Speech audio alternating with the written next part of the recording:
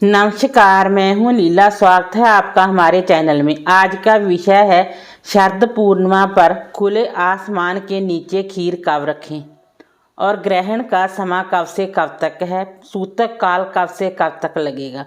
इस विषय पर हम बात करते हैं। हिंदू धर्म में पूर्णिमा का विशेष महत्व है। साल भर में 12 पूर्णिमा आती हैं। अश्विनी माह की पूर्णिमा को सबसे शुभ दिन माना जाता है। इसे शरद पूर्णिमा भी कहते हैं। मान्यता है कि पूर्णिमा के दिन भगवान विष्णु की पूजा और कथा श्रवण करना विशेष फलदायी होता है। इससे सारी समस्याएं समाप्त हो जाती हैं। अश्विनी माह की पूर्णिमा अन्य सभी पूर्णिमा से भी बिल्कुल अलग होती है, क्योंकि इस दिन चंद्रमा अपनी 16 कलाओं से युक्त होता है। इस दिन खीर बनाकर आंगन में रखने की परंपरा है और सुबह स्नान कर उसे ग्रहण किया जाता है। इससे सारे रोग दोष समाप्त हो जाते हैं। इस साल अश्विनी माह की पूर्णिमा का व्रत 28 अक्टूबर को रखा जाएगा और भगवान श्री सत्यनारायण की कथा भी इस दिन सुनी जाएगी।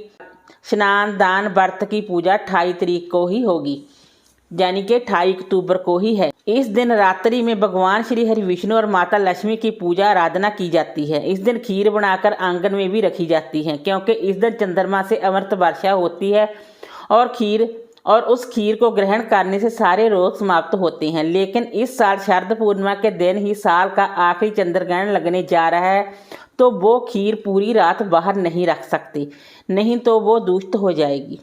इसलिए खीर आप कब रखें और कब खीर को बनाएं। चंद्र ग्रहण लगने के कारण 27 अक्टूबर को आप खीर बनाकर रख सकते हैं। उसमें कुशा या फिर आप तुलसी पत्तर डालकर रखें और 28 तारीख को सुबह भोर में यानी कि 4:30 बजे या फिर ग्रहण समाप्त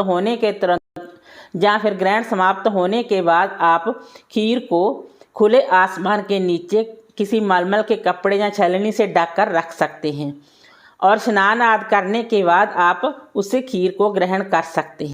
इस तरह आप खीर को बनाएं और आंगन में खुले आसमान में रखें और आप अपनी खीर को ग्रहण करें। बात आती है पूजा कब करें। पूर्णिमा के दिन आपने व्रत पूजन दिन में करना होगा, सूतक काल लगने से पहले।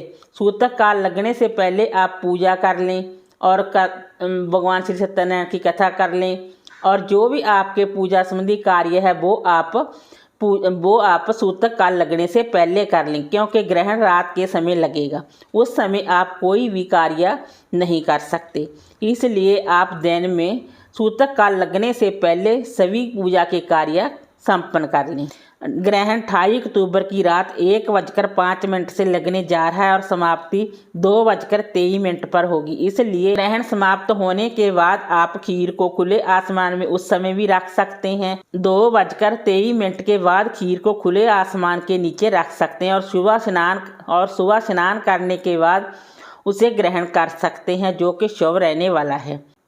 पूर्णिमा तिथि 28 अक्टूबर को सुबह 4:17 से शुरू हो रही है और समापन 28 अक्टूबर की देर रात 3:46 पर हो रहा है। इसलिए 28 अक्टूबर को ही शरद पूर्णिमा का व्रत रखा जाएगा। भगवान सत्यनारायण की कथा की जाएगी और दान स्नान इस दिन किया जाएगा।